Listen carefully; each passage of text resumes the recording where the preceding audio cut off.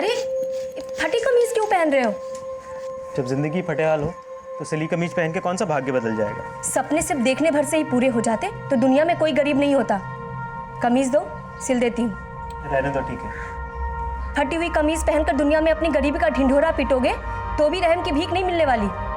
दो। दूध का ध्यान रखना, लाती हूँ सिल के।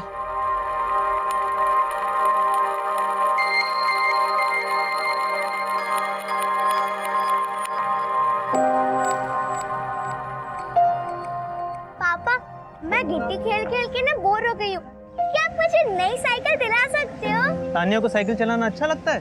हाँ, मुझे साइकिल चलाना बहुत अच्छा लगता है। और आप जब मुझे साइकिल दिलाओगे ना, तो मैं साइकिल को मैदान में जाके खूब चलाऊंगी और ट्यूशन तक भी ले जाऊंगी।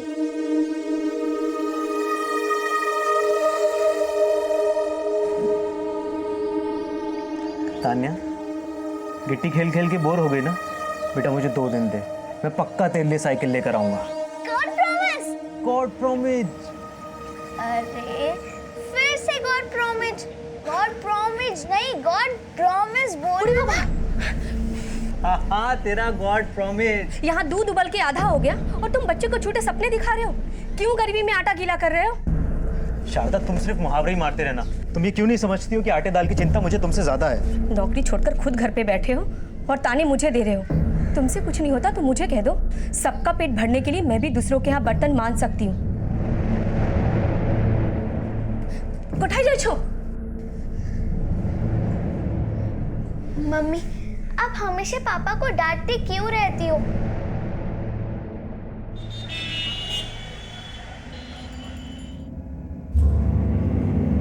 पापा, आप एक काम करो, आप मेरे लिए साइकिल मत लाओ, क्योंकि टीचर कह रही थी अगर स्कूल की फीस नहीं भरी तो वो मुझे स्कूल से निकाल देंगे। कहते हैं इस दुनिया में हर चीज़ एक्सपायरी डेट के साथ आती है, लेकिन प्रॉब्लम यही है कि हमें अपनी एक्सपायरी डेट कभी पता नहीं चलती, और अगर पता होती तो शायद उससे पहले अपने सारे सपने पूरे कर लेते।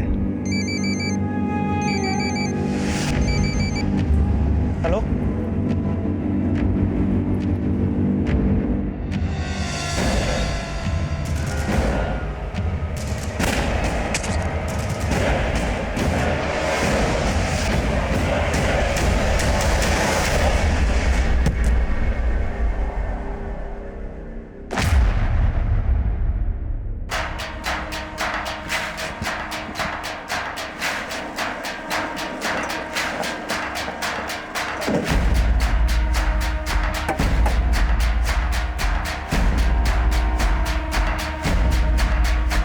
पीछे हटिए आप लोग, पीछे हटिए, पीछे हटो, पीछे हटो,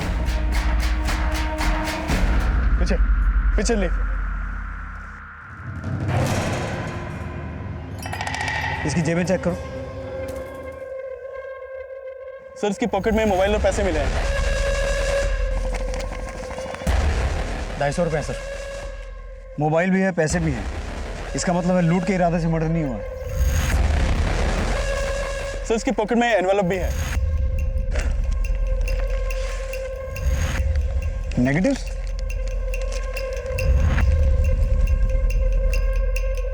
सर,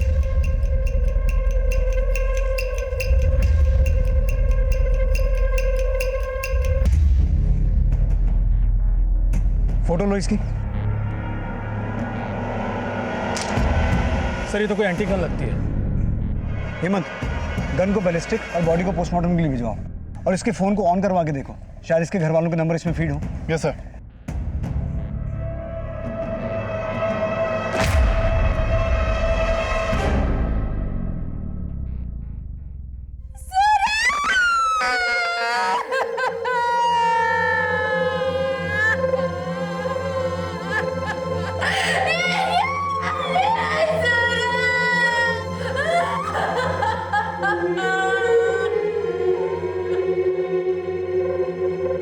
शारदा जी, संभालिए अपने आप को।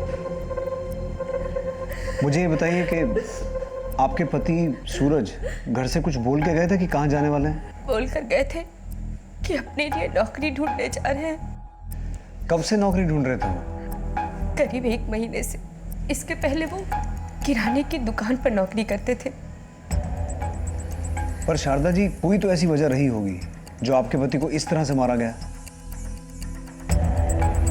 ठीक है, बाहर उनकी किसी से कोई दुश्मनी नहीं थी, लेकिन घर के अंदर ही परिवार में कोई रंजिश? नहीं साहब, उनका हमारी बेटी के सिवा कोई सगा नहीं था। जरा अच्छे से याद करके बताइए, आपने कभी अपने पति को किसी के साथ देखा हो या कोई ऐसी बात सुनी हो? ये साहब, हमने कभी नहीं सुना।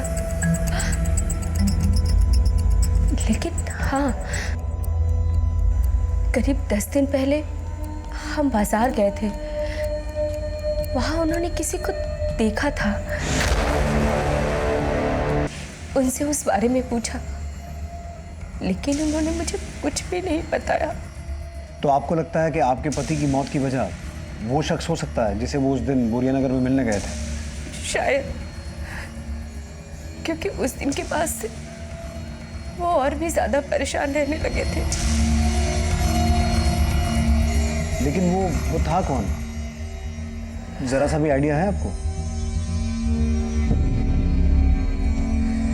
ठीक है, अगर आपको उस आदमी के बारे में कुछ भी पता चले या आपको कुछ भी याद आए तो हमें बताइएगा। फिलहाल आप जा सकते हैं। 1 मिनट। आपके पति सूरज जी की जेब से हमें ये कुछ नेगेटिव्स मिले थे। आप कुछ बता सकती हैं किन फोटोग्राफ्स के नेगेटिव्स हैं? नहीं साहब, मुझे इस बारे में कुछ भी नहीं पता। और इससे पहले तो मैंने उनके पास ये कभी देखा भी नहीं था। ठीक है।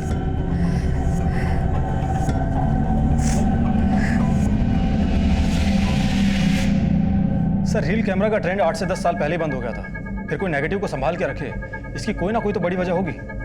और सूरज की पत्नी का कहना है कि उसने नेगेटिव सूरज के पास में कभी देखे ही नहीं। तो क्या किलर जानबूझकर सूरज की जेब में नेगेटिव रख के चला गया?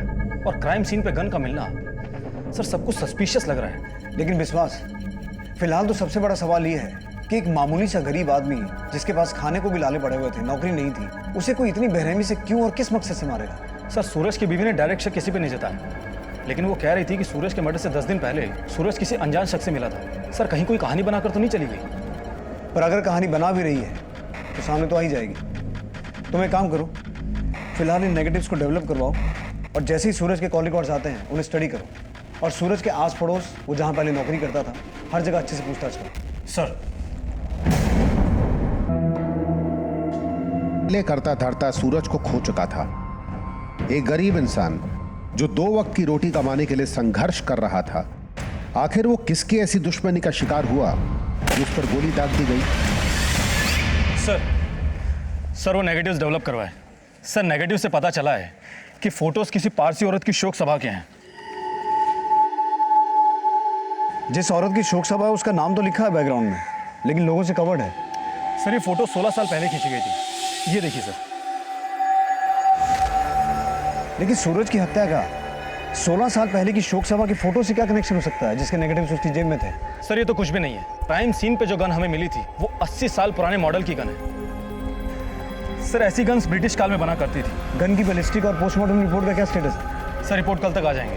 सर, 16 साल पुरानी फोटोज और 80 साल पुराने मॉडल की गन, सर इस केस की जड़ें जरूर गहरी है। हेमंत, सर, सूरज के पड़ोसियों से पूछताछ में पता चला कि सूरज और उसकी बीवी के बीच में बनती नहीं थी। सर, वजह का तो नहीं पता चला, लेकिन ये पता चला है कि दोनों के बीच में अक्सर झगड़े होते रहते थे। एक काम करो, सूरज की बीवी को थाने बुलाओ और उनके बीच होने वाले झगड़ों की वजह पता करो। हो सकता है उन दोनों के बीच कोई तीसरा हो जिसकी वजह से सूरज की मौत हुई। तुम्हारे पति सूरज की जेब से जो नेगेटिव्स मिले थे, ये उसके फोटोग्राफ्स हैं। किसी पारसी औरत की शोक सभा के हैं। मुझे नहीं पता साहब कि ये सब कौन है। तो तुम इनमें से किसी को नहीं जानती? नहीं साहब। अगर तुम किसी को नहीं जानती तो किसी पारसी औरत की शोक सभा के फोटो के नेगेटिव तुम्हारे पति सूरज की जेब में क्या कर रहे थे? मुझे ये सब नहीं पता साहब। मुझे तो ये भी नहीं पता कि सूरज किसी पारसी को जानते थे भी या नहीं। शारदा, हमें पता चला है कि तुम्हारे और सूरज के बीच रिश्ता कुछ ठीक नहीं था। तुम्हारे अक्सर झगड़े हुआ करते थे। कहीं तुम्ही ने तो तंग आकर उसे। साहब, आप मुझ पे शक कर रहे हैं साहब? आजकल छोटी छोटी बातों को लेकर मर्डर भी हो जाया करते हैं शारदा। सूरज की पोस्टमार्टम रिपोर्ट। सर, सूरज की मौत 7 नवंबर को शाम 4 बजे हुई थी और बैलिस्टिक रिपोर्ट से ये कंफर्म है कि क्राइम सीन पे जो गन हमें मिली थी उस गन से ही सूरज को पॉइंट ब्लैंक पे शूट किया गया था। जिस वक्त सूरज की हत्या हुई उसकी बीवी कहाँ थी? सर, उसकी बीवी घर पर ही थी। सर, हमने उसके कॉल रिकॉर्ड्स को भी चेक किया है, अफेयर का तो कोई क्लू नहीं मिला। लेकिन सर, सूरज की मौत बहुत ही प्लानिंग से की गई है। मतलब? सर, सूरज को जल मंदिर के एक पीयूसी से कॉल आया था दोपहर के 2:30 बजे और उस वक्त सूरज बोरिया नगर में था। सूरज की हत्या हुई 4 बजे और उसकी डेड बॉडी मिली दीघानगर के आउटस्कर्ट्स में। तो हो ये भी सकता है विश्वास कि 2:30 बजे जल मंदिर के पीसीओ से जो फोन किया गया वो उसे क्राइम सीन पर बुलाने के लिए किया गया हो। सर, लग तो यही रहा है, लेकिन सूरज को कॉल किसने किया था ये अभी तक पता नहीं चल पाया। सर, हमने पूछताछ की है, कोई क्लू नहीं मिला और सर वहाँ पर कोई सीसीटीवी भी नहीं है।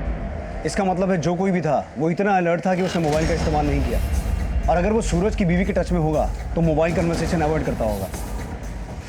सूरज के कॉल रिकॉर्ड्स क्या बताते हैं? सर, सूरज पिछले दिनों अधिकतर कॉल काम मांगने के लिए कर रहा था और अब तक सूरज के बारे में जितना पता चला है उससे ये साफ है कि सूरज बहुत ही ज़रूरतमंद था।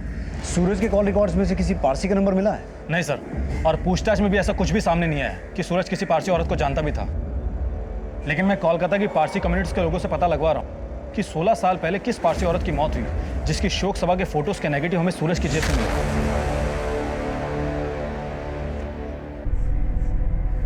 हेलो। सर, सूरज पहले जिस दुकान पे नौकरी करता था उस दुकान के मालिक से मेरी बात हुई।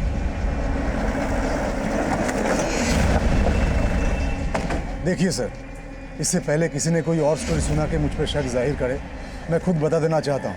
1 महीना पहले सूरज ने मेरे गाला से पैसा चुराया था, इसलिए हमने उसको नौकरी से निकाल दिया। सूरज की बीवी ने हमें बताया था कि सूरज ने खुद नौकरी छोड़ी थी और अब हमें पता चल रहा है कि उस पर चोरी का इल्ज़ाम लगा था, इसलिए उसे नौकरी से निकाला गया था। कहीं ऐसा तो नहीं कि सूरज की बीवी उसके बारे में और बहुत कुछ जानती है, हमसे छुपा रही है? हो सकता है सर, लेकिन दुकान का मालिक सच बोल रहा है इस बात की भी कोई गारंटी नहीं है। मेरी दुकान पे काम करने वाले वर्कर से बात हुई, लेकिन उन्होंने दुकान के मालिक के बारे में कुछ और ही बोला है। साहब, सूरज कभी चोरी नहीं कर सकता, वो बहुत ईमानदार था। पर तुम्हारा मालिक सूरज पे चोरी का इल्जाम क्यों लगा रहा है? साहब, सूरज कई वक्त से तनख्वाह बढ़ाने के लिए बोल रहा था पर वो टाल रहे थे। साहब, वो तो टाइम पे तनख्वाह भी नहीं देते थे। कई बार इस बात पे सूरज की उनसे कहा सुनी भी हुई, शायद इसीलिए साहब उसको चोरी का इल्जाम लगा के उसे नौकरी से निकाल दिया। क्या नाम है सूरज के मालिक का? विनोबा मित्रा। उसकी पूरी कुंडली निकाल रहा हूँ सर। लेकिन बाकी वर्कर्स को भी भूलना मत। हो सकता है मालिक सच बोल रहा हो, वर्कर्स झूठ बोल रहे हैं। और सूरज की बीवी पे नजर रखो। Okay sir. सूरज की हत्या में सूरज की बीवी, सूरज का मालिक और सूरज के साथ काम करने वाले को-वर्कर्स पुलिस की राडार में थे। सूरज की बीवी का कहना था कि, लेकिन क्या इसमें कोई सच्चाई थी या सूरज की बीवी पुलिस को गुमराह करना चाहती थी?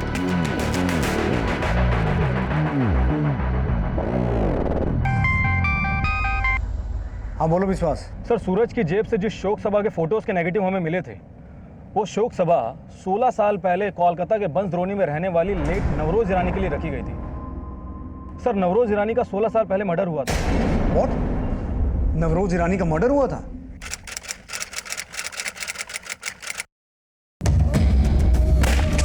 लेकिन सर, अभी तक ऐसा कुछ भी पता नहीं चला है कि सूरज नवरोज ईरानी को जानता भी था या नहीं। लेकिन सूरज की जेब से हमें नवरोज ईरानी की शोक सभा के फोटो के नेगेटिव्स मिले थे, तो उसका नवरोज ईरानी से कोई ना कोई कनेक्शन तो होगा। अच्छा, इस नवरोज ईरानी के बारे में कोई इन्फॉर्मेशन मिली? सर, नवरोज की कम्युनिटी के लोगों से तो फिलहाल इतना ही पता चला है कि नवरोज की शादी नहीं हुई थी, लेकिन उसकी एक सगी बहन है फिरोजा नवरोजी, वो यही पार्क स्ट्रीट में रहती है। हो सकता है वो सूरज को जानती हो। तुम नवरोज की बहन का एड्रेस मुझे मैसेज करो और ये पता लगाओ कि नवरोज ईरानी के मर्डर केस को कौन इन्वेस्टिगेट कर रहा था। हो सकता है सूरज के मर्डर का नवरोज ईरानी के मर्डर से कोई कनेक्शन हो।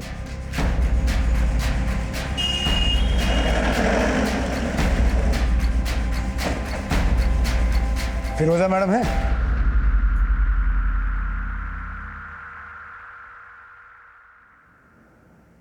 फिरोजा नवरोजी? जी, मैं ही हूँ, बैठिए। सूरज कुमार को जानती हैं आप?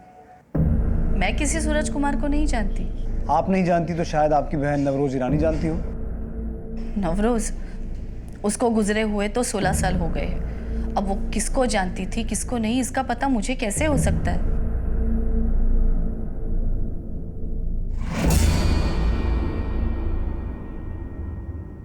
वो मेरा बेटा है, साइरस। बुलाइए उसे। साइरस, आई आओ।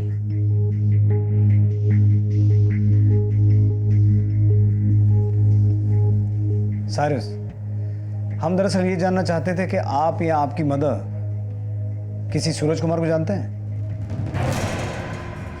मैंने कहा ना आपसे, हम किसी सूरज कुमार को नहीं जानते, तो आप बार बार एक ही सवाल क्यों पूछ रहे हैं? एक्चुअली जिस तरह से 16 साल पहले आपकी बहन को मारा गया था, उसी तरह 7 नवंबर को सूरज कुमार की हत्या हुई है। और हमें सूरज कुमार की डेड बॉडी के पास से कुछ फोटोग्राफ्स के नेगेटिव्स मिले हैं। ये देखिए, ये फोटोग्राफ्स आपकी बहन नवरोज ईरानी की शोक सभा के हैं। अब ये महज इत्तेफाक तो नहीं हो सकता। आप शायद सूरज कुमार को नाम से नहीं पहचान पा रही। ये है सूरज कुमार। जी नहीं, हम इसे नहीं जानते। ठीक है, चलते हैं, लेकिन अगर ज़रूरत पड़ी तो दोबारा तकलीफ देंगे आप। Thank you.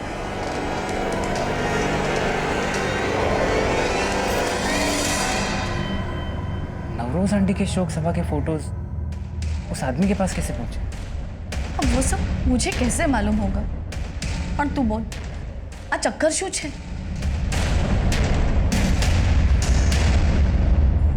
Sir Navroz Irani murder case की फाइल मैंने पढ़नी शुरू की ही थी कि एक चौंकाने वाली बात पता चली। सर 16 साल पहले नवरोज ईरानी को जिस गन से शूट किया गया था, वो गन भी 80 साल पुरानी ब्रिटिश काल में बनी थी। सर ये देखिए, ये बुलेट हमें नवरोज की बॉडी से मिली थी और ये बुलेट हमें सूरज की बॉडी से मिली। और इन दोनों मर्डर्स के बैलिस्टिक रिपोर्ट से ये पता चलता है कि ये लेकिन सर नवरोज ईरानी को किसने मारा था, ये 16 साल से अभी तक पता नहीं लग पाया। लेकिन सूरज कुमार मर्डर केस में पिछले 13 दिन में हमें एक ही लीड मिली है कि हो सकता है जिसने सूरज को मारा हो उसी ने नवरोज को मारा हो। इसलिए नवरोज मर्डर केस के जितने भी सस्पेक्ट थे, अब वो हमारे लिए सूरज कुमार के मर्डर केस के भी सस्पेक्ट हैं। नवरोज मर्डर केस को इन्वेस्टिगेट कौन कर रहा था? Sir police inspector Pranav Roy, retirement के बाद से वो सिलीगुड़ी में रह रहे हैं। मैंने उनसे मिलने के लिए रिक्वेस्ट की थी और कल सुबह 11 बजे वो हमसे यहाँ मिलने के लिए आने वाले हैं।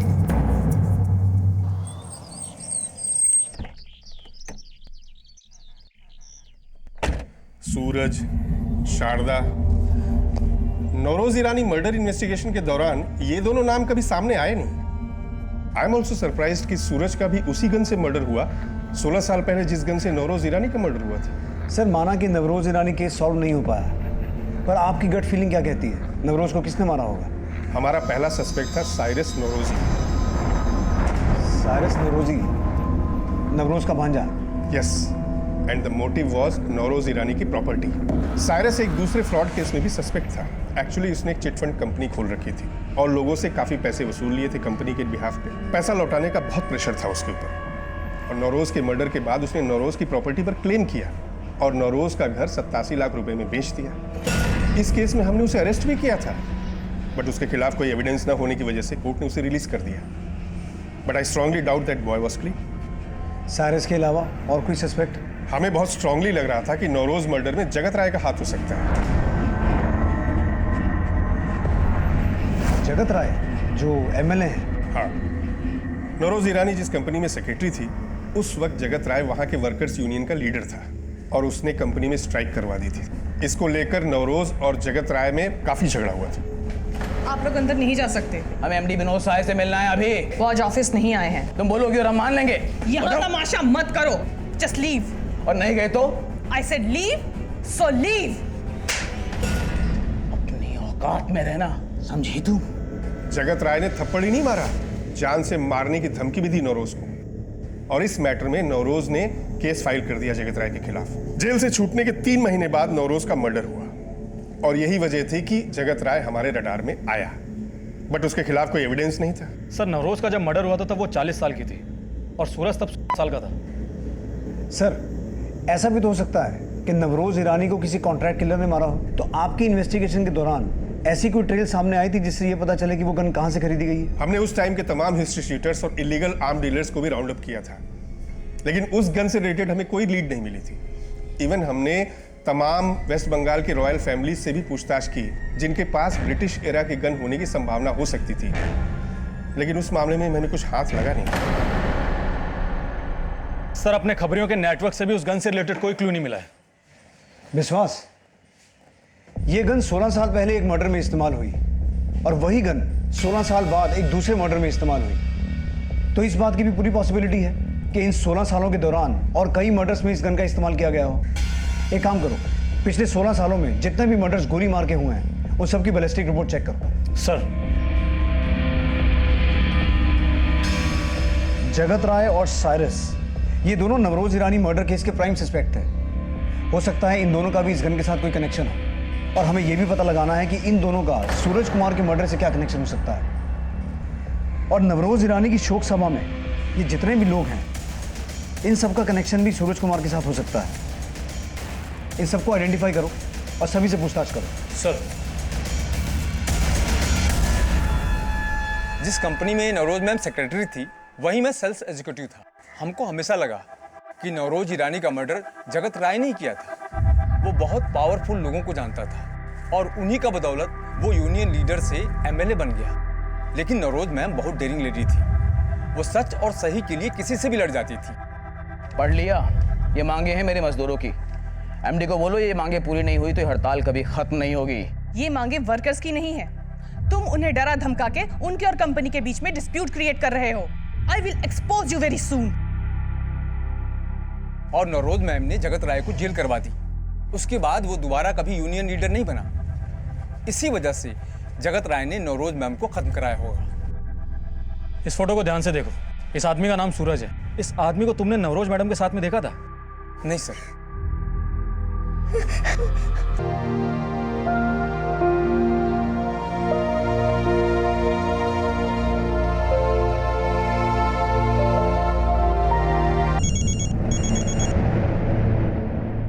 शारदा जी, कहाँ हो तुम? नहीं जानता इसको। और कुछ? आप सूरज कुमार को नहीं जानते, लेकिन हमें पता चला है कि जिसने सूरज कुमार को मारा है उसी ने 16 साल पहले नवरोज ईरानी को भी मारा था। और नवरोज ईरानी केस में तो आप... उस केस में 16 साल पहले ही क्लीन चिट मिल चुकी थी मुझे। अपना रिकॉर्ड चेक करो।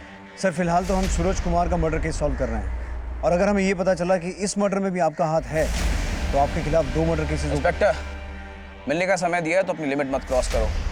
सब लोग जानते हैं कि नवरोज ईरानी को उसके भांजे साइरस ने मारा था। अगर एक केस सॉल्व करना चाहते हो तो साइरस को पकड़ो, साइरस को इन्वेस्टिगेट करो, मेरा टाइम मत खराब करो, समझे?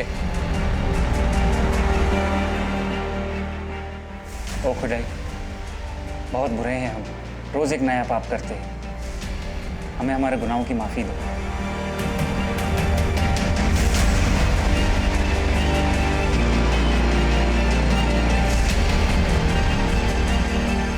वो मैंने चिट फंड के लिए जो लोगों से पैसे लिए थे, वो नवरोज आंटी का घर बेचकर भी नहीं चुका पाए। आई एम रियली स्कैर्ड, कहीं वो मुझे पनिश ना करें। डोंट गेट स्कैर्ड दिकरत। अपने गुनाहों का कन्फेशन जो ऊपर वाले के सामने करता है, खुदा उसे फॉरगिव कर देता है। जिस कंपनी में नवरोज मैडम काम करते थे, मैं वहाँ एक क्लर्क था। लेकिन नवरोज मैडम कभी छोटे बड़े में भेद नहीं करती थी सर। वो तो बहुत ही हेल्पफुल लेडी थी। नवरोज मैडम, आपसे एक पर्सनली हेल्प चाहिए था प्लीज। आई नो तुम्हारा बहन का शादी है और कंपनी तुमको लोन नहीं दे रही, बट मैं कुछ करती हूँ तुम्हारे लिए पर्सनली। ओके सर, वो बिना बोले ही दूसरों की जरूरत समझ जाती थी। उन्हें कोई भी जरूरतमंद दिखता, वो कैसे भी करके उसकी मदद करती। तो शायद नवरोज ने सूरज की भी मदद की होगी। इस आदमी का नाम सूरज है, जानते हो उसको? नहीं सर।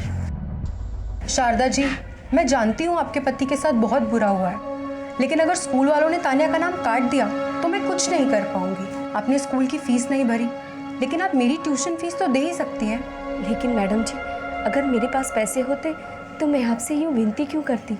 आप कह रही हैं आपके पास पैसे नहीं है, लेकिन आपके पति तो कुछ और ही कह रहे थे। 6 महीने से ना आपने मेरी ट्यूशन फीस दी है और ना ही आप स्कूल फीस पे कर रहे हैं। अगर ऐसा ही चला ना तो स्कूल से उसका नाम कट जाएगा। नहीं नहीं, आप बस थोड़े दिन और संभाल लीजिए। 2-4 दिन में मेरे किसी से 40,000 रुपये आने वाले हैं। जैसे वो आएंगे मैं आपकी ट्यूशन फीस भी दे दूंगा और स्कूल की फीस भी।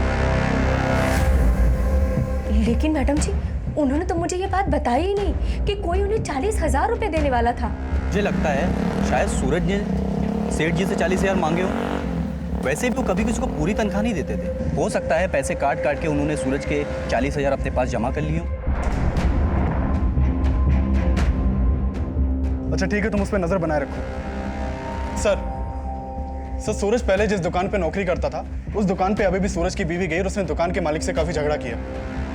तो वो दुकान के मालिक से 40,000 रुपये मांग रही थी और बोल रही थी कि दुकान के मालिक ने सूरज का मर्डर इसलिए कर दिया ताकि मालिक को सूरज को 40,000 रुपये लौटाने ना पड़े। लेकिन उसने हमें पहले ऐसा कुछ भी नहीं बताया। ये 40,000 का क्या चक्कर है? सर ये चक्कर तो समझ में नहीं आ रहा, लेकिन हाँ सर, सूरज की बीवी कई लोगों से पूछताछ करके ये पता कर रही थी कि सूरज को 40,000 रुपये किससे लेने थे, और दुकान के काम करने वाले एक लड़के ने उसे बताया, और उसके बाद वो दुकान के मालिक से झगड़ा करने पहुंच गई। दुकान पे काम करने वाला वर्कर कौन है? सर इसका नाम गोविंद है, और सूरज के घर पे काफ़ी आना जाना था इसका। गोविंद? हेमंत, कहीं इस गोविंद और शारदा के बीच में कुछ चल तो नहीं रहा है? नहीं सर, ऐसा कुछ लगता तो नहीं, लेकिन इस गोविंद ने पहले दुकान के मालिक के खिलाफ ही बोला था। दुकान के मालिक के खिलाफ कुछ मिला? नहीं सर, ना तो दुकान के मालिक के खिलाफ कुछ मिला, ना शारदा के और ना गोविंद के। हेमंत, ये 40,000 की कहानी और शारदा के अफेयर का एंगल सब कुछ अच्छे से पता करो। हो सकता है बोरिया नगर वाली कहानी भी झूठी हो। वहां सूरज ने किसी अनजान आदमी को नहीं, बल्कि अपनी बीवी को उसके लवर के साथ देखा हो। हेमंत, शारदा और सूरज का पिछले 16 साल का इतिहास निकाल। Okay sir. पुलिस शारदा को अब भी शक की नजर से देख रही थी, और इसके साथ साथ सूरज का मालिक, सूरज के साथ काम करने वाले गोविंद, सब सूरज मर्डर केस के सस्पेक्ट नजर आ रहे थे। और पुलिस ये भी मान रही थी कि 16 साल पहले नवरोज ईरानी को मारने वाला भी सूरज का हत्यारा हो सकता है। लेकिन इस बात में सच्चाई कितनी है कि कोई आदमी सूरज को 40,000 रुपए देने वाला था? सर हमने सूरज के जानने वाले लोगों से बात की, लेकिन पता नहीं चल पा रहा कि वाकई में सूरज को कोई 40,000 रुपये देने वाला था या नहीं। इस बारे में सूरज की बीवी क्या बोलती है? सर वो तो खुद मान रही है कि जिससे सूरज को 40,000 रुपये लेने थे उसी ने सूरज को मारा होगा, और वो खुद लोगों से मिलकर ये पता करने की कोशिश कर रही है कि आखिर सूरज को 40,000 रुपये देने वाला कौन था। हेमंत, ऐसा भी तो हो सकता है कि वो लोगों को मिलकर जानबूझ के ये भ्रम खड़ा कर रही है कि जिस किसी से सूरज ने 40,000 रुपये लेने थे उसी ने सूरज को मारा है, जबकि ना तो कोई 40,000 रुपये देने वाला है और ना ही कोई वो जिसके साथ उसने बोरिया नगर में सूरज को देखा था। सर इन फोटोग्राफ्स में कुल 30 लोग हैं, जिनमें से 23 को आइडेंटिफाई करके हमने उनसे पूछताछ की। उनमें से कोई भी सूरज को नहीं जानता, और ना ही ऐसे डॉट्स कनेक्ट हो रहे हैं जिससे लगे कि नवरोज को मारने वाला ही सूरज का हत्यारा हो।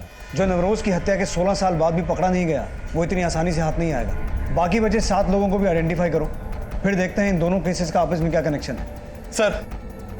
सर नवरोज की हत्या के 10 साल बाद साल 2010 में एक एक्स आर्मी मैन ने ठीक उसी तरह की गन से अपने कजन की हत्या की थी, जिस तरह की गन से नवरोज और सूरज की हत्या हुई थी। सर इस एक्स आर्मी मैन का नाम जगदीश कुमार है, और ये आजकल भोपाल जेल में बंद है।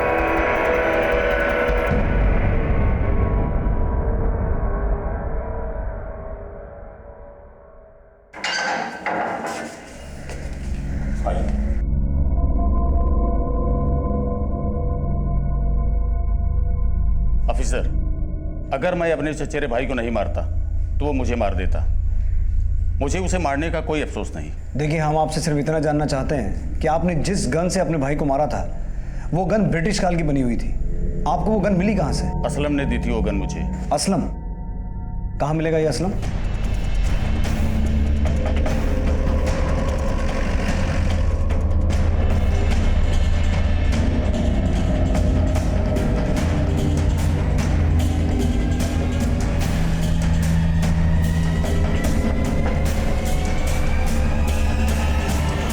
मानता हूं कि जगदीश कुमार को वो गन मैंने ही दी थी, लेकिन अब तो मैं उसकी सजा भी काट चुका हूं। लेकिन 9 साल पहले तूने जो गन जगदीश कुमार को दी थी वो अब किसके हाथ लग गई, जो एक और मर्डर हो गया? साहब वो गन मेरी नहीं थी साहब, मैं तो एक मामूली सा देसी कट्टा सप्लाई करता था साहब। वो गन तो एहसान की थी। एहसान कौन? साहब मेरा दोस्त था, वो भी अवैध हथियार का धंधा करता था साहब। आज से 9 या 10 साल पहले बिहार पुलिस ने उसका लुकआउट नोटिस जारी कर दिया था साहब। उसने पूरा हथियार मेरे यहाँ छुपा दिया था साहब। उसमें से वो गन मैंने जगदीश कुमार को किराए पर दे दी थी साहब। जगदीश कुमार ने अपने भाई का मर्डर करने के बाद वो गन मुझे वापस कर दी थी साहब। कुछ दिन के बाद एहसान उस गन को वापस ले गया था। तो तू ये कहना चाहता है कि 16 साल पहले नवरोज और अब 16 साल बाद सूरज के मर्डर में जो गन इस्तेमाल हुई वो तूने नहीं, एहसान ने सप्लाई की? 16 साल बाद? लेकिन साहब एहसान कैसे गन?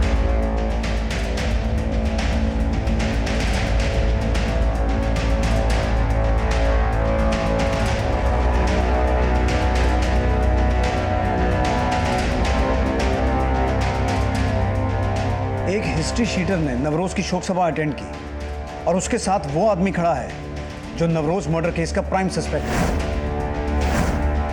विश्वास, कहीं ऐसा तो नहीं कि सारिस ने ही एहसान को नवरोज को मारने के लिए कहा हो? लेकिन सर नवरोज के मर्डर के करीब 10 साल बाद एहसान एनकाउंटर में मारा गया था, तो फिर सूरज का मर्डर किसने किया और किस मकसद से?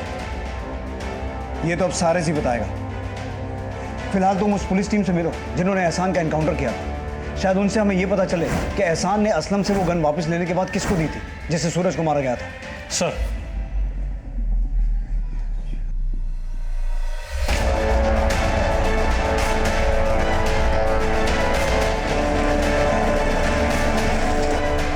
नवरोज ईरानी को जिस गन से मारा गया था वो इस आदमी की थी, जो आपके साथ खड़ा है। हो सकता है आपके कहने पे ही नवरोज ईरानी को मारा गया हो। व्हाट?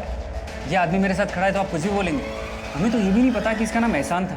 जैस्मिन ने इसका नाम फैज़ बताया था। फैज़? सर इन तीनों में से ये एहसान है। आप उसी जैस्मिन की बात कर रहे हैं ना, जो नवरोज की मेड थी? यस, थी तो वो मेड, पर नवरोज ने उसको सर पे चढ़ा कर रखा था। मेरे गांव में ना लड़कियां जैसे ही 14 साल की होती है उनकी शादी कर देते हैं। आप तो 40 साल की है ना? नहीं, मेरा मतलब है आपने कभी नहीं सोचा कि शादी कर लेनी चाहिए थी आपको? मुझे तो कभी नहीं लगा, नहीं तो जरूर कर लेती। पर तेरी बातों से ऐसा लगता है कि तुझे अपनी शादी का बहुत चाव है। नहीं मैम, ऐसा कुछ नहीं है। मैं तो अनाथ हूँ ना, पर मेरे माँ बाप होते तो शायद। माँ बाप न थी तो शू थयू, मेरी बेटी की तरह तू मेरी सेवा करती है। समझ ले, मैं ही तेरी माँ हूँ। देखते ही देखते जैस्मिन ने नवरोज के दिल पे ऐसा जादू चलाया कि वो जैस्मिन को अपने बेटी की तरह रखने लगी। लेकिन हद तो तब हो गई जब जैस्मिन उस फैज को भी घर में ले आई। नवरोज, तेरा एब्सेंस में वो लड़का रोज इधर आता है, पता नहीं किस चोरू चक्के के साथ। ये फैज चोर नहीं है मैम। तो छे कौन ही छोकरो? तू क्या इस घर की मालकिन है जो नवरोज के एब्सेंस में किसी को भी घर में बुला लेगी? रो मत टिकरा, प्यार करती है उससे। जैस्मिन ने अपने झूठे आंसू दिखाकर नवरोज को इस तरह पागल बना दिया था कि नवरोज खुद जैस्मिन की और फैज की शादी के बारे में सोचने लगी थी। सर, जैस्मिन ने बताया था फैज़ जूते चप्पल बेचने का काम करता था, और अब आपसे पता चल रहा है कि उसका नाम एहसान था और वो एक क्रिमिनल था। आप मेरे बेटे पर शक कर रहे हैं, पर हम तो जैस्मिन पर शक पहले ही जता चुके थे। लेकिन नवरोज के मरने के बाद सबसे ज़्यादा फायदा आपको पहुंचा, क्योंकि नवरोज की सारी प्रॉपर्टी आप लोगों की हो गई। सर, आपकी तरह ये गलतफहमी पहले भी पुलिस को हुई थी, but I really love Navroz aunty. वो भी मुझसे बहुत प्यार करती थी। वाह, very nice watch aunty.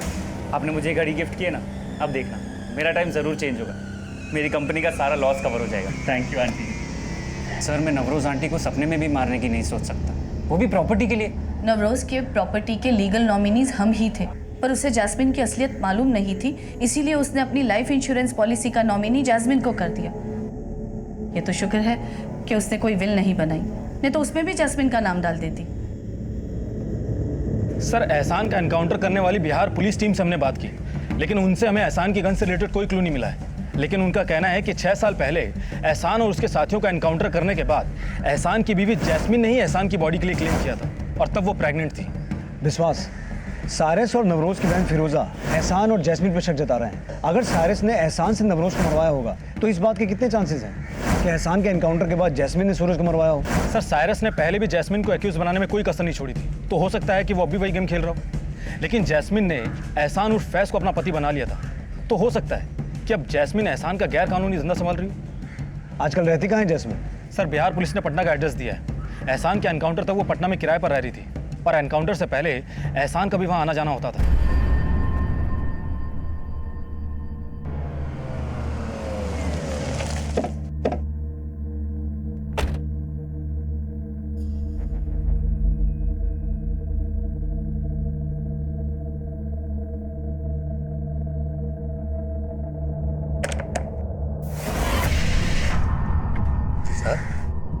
Jasmine यही रहती है? रहती है? अरे उसको तो मर के 4 साल हो गए। जैस्मिन मर चुकी है? उसका पति जुनेद जब मरा था तो वो पेट से थी, पति की मौत का सदमा नहीं बर्दाश्त कर सकी, वो भी मर गई बेचारी। क्या नाम बताया आपने उसके पति का? जुनेद। जुनेद? यही जुनेद है? हाँ, यही तो है जुनेद।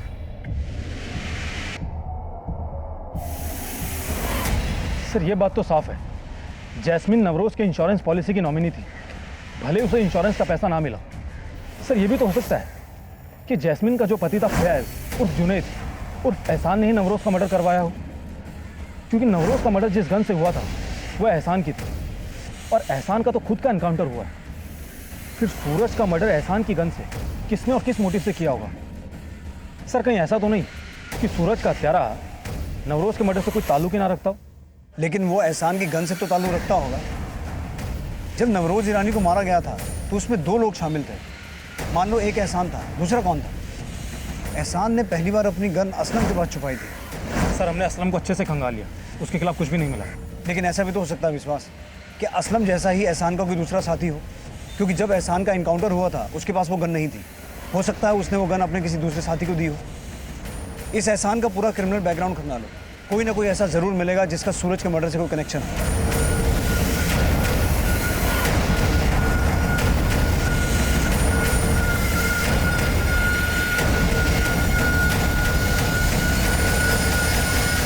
सूरज की हत्या में एहसान की गन इस्तेमाल हुई थी, लेकिन एहसान के एनकाउंटर के बाद एहसान की वो गन किसके हाथ लगी थी, इसका पता लगाने के लिए पुलिस एहसान उर्फ फैज उर्फ जुनैद से जुड़ी हर इंफॉर्मेशन निकाल रही थी और जल्द ही कुछ नए समीकरण सामने आए। सर एहसान के साथ जो 2 क्रिमिनल्स एनकाउंटर में मारे गए थे वो ब्रिजेश और रामाधीर थे। ब्रिजेश और रामाधीर वांटेड क्रिमिनल शेखुद्दीन के लिए काम करते थे और एहसान शेखुद्दीन को गैर कानूनी हथियार सप्लाई करता था। सर यही शेखुद्दीन उर्फ शेखू कई दिनों से अंडरग्राउंड है। अगर एहसान इस शेखू को इलीगल आर्म सप्लाई करता था तो हो सकता है एहसान ने वो गन शेखू को दी हो जिससे सूरज की हत्या हुई थी। ये जहाँ कहीं भी अंडरग्राउंड है, अपने खबरियों से कहो उसे खोद के निकाले, क्योंकि अब ये शेखू ही बताएगा कि सूरज की हत्या का 16 साल पहले हुई नवरोज की हत्या से क्या कनेक्शन है। शेखू का पता लगाने के लिए पुलिस ने बिहार से लेकर वेस्ट बंगाल तक अपना खबरी नेटवर्क एक्टिव कर दिया। नवरोज और सूरज मर्डर से जुड़े सभी लोगों से पुलिस शेखू तक पहुंचने का तार ढूंढ रही थी। सूरज की हत्या हुए 40 दिन बीत चुके थे और 41 दिन बाद पुलिस को शेखुद्दीन और शेखू के पटना में छिपे होने की इंफॉर्मेशन मिली।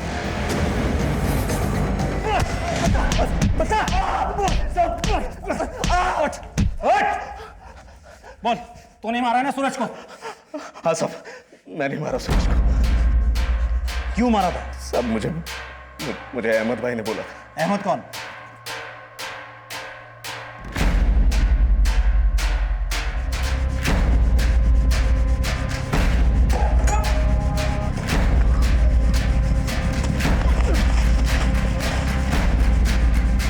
ऐसा नहीं है, अहमद है। एनकाउंटर में ऐसा नहीं, हमारा दूसरा साथी जमील मारा गया था। तो फिर एहसान की बीवी जैस्मिन ने उस बॉडी को एहसान की बॉडी मानकर आइडेंटिफाई क्यों किया था? साहब जैस्मिन को मैंने बोला था कि जमील की बॉडी को आइडेंटिफाई करके बोल दे कि वो मैं ही था।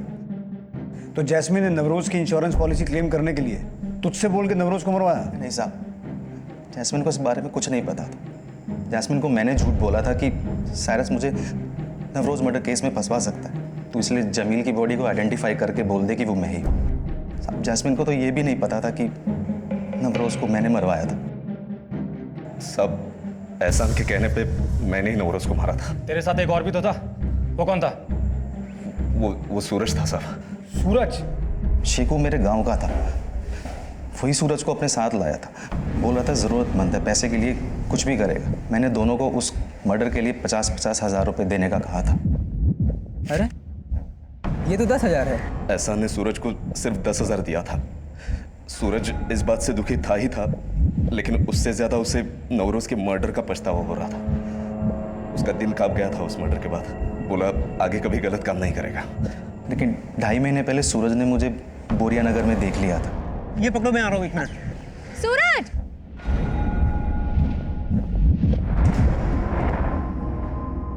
उस दिन के बाद से वो मुझे ब्लैकमेल करने लगा। कहने लगा कि उसके पास कुछ सबूत है कि मैंने ही नवरोज को मरवाया है। कैसा सबूत?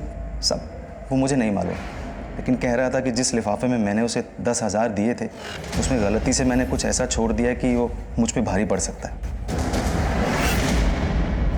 और उस दिन के बाद मैंने उसे ख़त्म करने का सोच लिया था। हेलो,